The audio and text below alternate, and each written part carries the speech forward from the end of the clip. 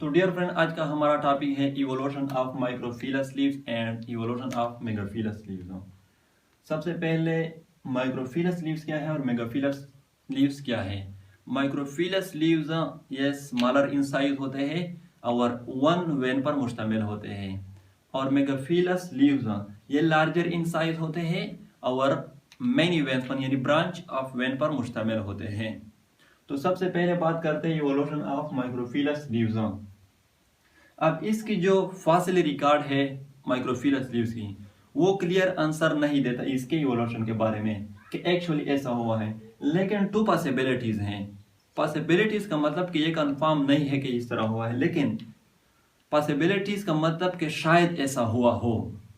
तो to possibilities है, one is outgrowth hypothesis, second one is reduction hypothesis. अब outgrowth hypothesis में क्या हुआ है, ये हमारे साथ स्टेम है, अनब्रांच स्टेम, और ये इसके अंदर वास्कुलर टिश्यूज यानी कि जाइलम और फ्लोएम। अब आउटग्रोथ हाइपोथेसिस में ये जो स्टेम है, अनब्रांच स्टेम, इससे एक आउटग्रोथ निकल जाता है। अब ये आउटग्रोथ जब निकल जाता है तो ये लार्जर इन साइज में इंक्रीज हो जाता है, इसकी साइज इंक्रीज हो जाती है इस आउटग्रोथ की। जब इसकी साइज इंक्रीज हो जाती है तो इसके लिए सपोर्ट एंड ट्रांसपोर्ट दोनों की जरूरत पड़ती हैं, दोनों की जरूरत हो जाती है।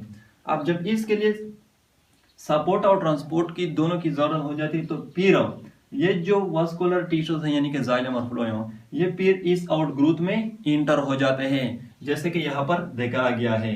अब ये जब इस आउटग्रोथ में इंटर हो जाते हैं तो फिर ये आउटग्रोथ चेंज हो जाता है लीफ में। अब इस लीफ को कहते हैं हम माइक्रोफिलस लीव्स, और इस तरह ये थी पहली पॉसिबिलिटी, यानी लीफ विद वन वेन।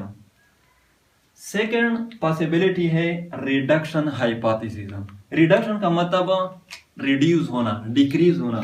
अब इसमें क्या हो जाता है, यहाँ पर अगेन स्टेम है और ये ब्रांच है। अब रिडक्शन हाइपोथेसिस में ये जो ब्रांच है ये रिड्यूस हो जाते हैं, डिक्रीज हो जाते हैं, शॉर्टर हो जाते हैं।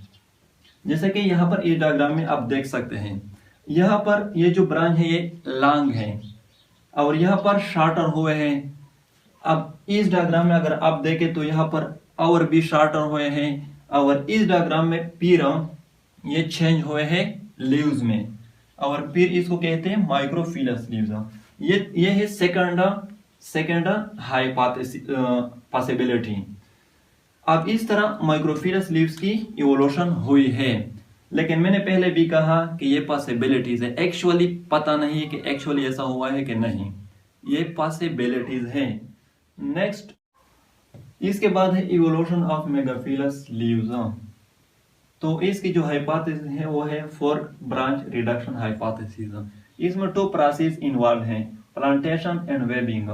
सबसे पहले फोर्क ब्रांच का क्या मतलब है, फोर्क ब्रांच का मतलब वाई शेप ब्रांच है, क्योंकि आप यहाँ पर देख सकते हैं जितने भी ब्रांच है वाई शेप है। तो ये जो ब्रांच है इसमें रिडक्शन हो जाती है, इसलिए इसको फोर्क ब्रांच रिडक्शन हाइपोथेसिस कहते हैं। यहाँ पर आप देख सकते हैं यहाँ पर रिडक्शन हुई है, यानी ये जो ब्रांचेस है यहाँ पर लॉन्ग है और यहाँ पर शॉर्टर हुए हैं। अब ये जब फ्लैट फॉर्म में अरेंज होते हैं यानी फ्लैट बना देते हैं, तो इस प्रोसेस को प्लांटेशन कहते हैं। यहाँ पर देखा गया, अब यहाँ पर फ्लैट फॉर्म में अरेंज हुए हैं। इसके बाद ये जो स्पेसीज हैं, ये फील्ड हो जाते हैं फोटोसिंथेटिक टिश्यूज से, क्योंकि लीव्स की इवोल्यूशन हो रही है और लीव्स में फोटोसिंथेटिक टिश्यू मौजूद होते हैं। तो यहाँ पर भी ये जो ब्रांचेस है ये फोटोसिंथेटिक टिश्यू से फील्ड हो जाते हैं। यहाँ पर इस डायग्राम में दिखाया गया, यहाँ पर फील्ड हुए हैं। अब इस प्रोसेस को वेबिंग प्रोसेस कहते हैं।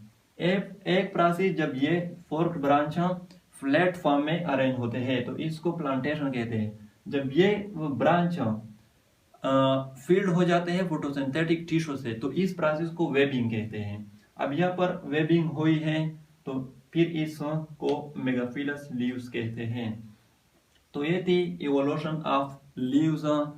ये इसलिए मैंने पढ़ा क्योंकि इसके बाद हम टेरिडोफाइट पढ़ेंगे और इसके तकरीबन हर टॉपिक में इस लीव्स की जिक्र होगी।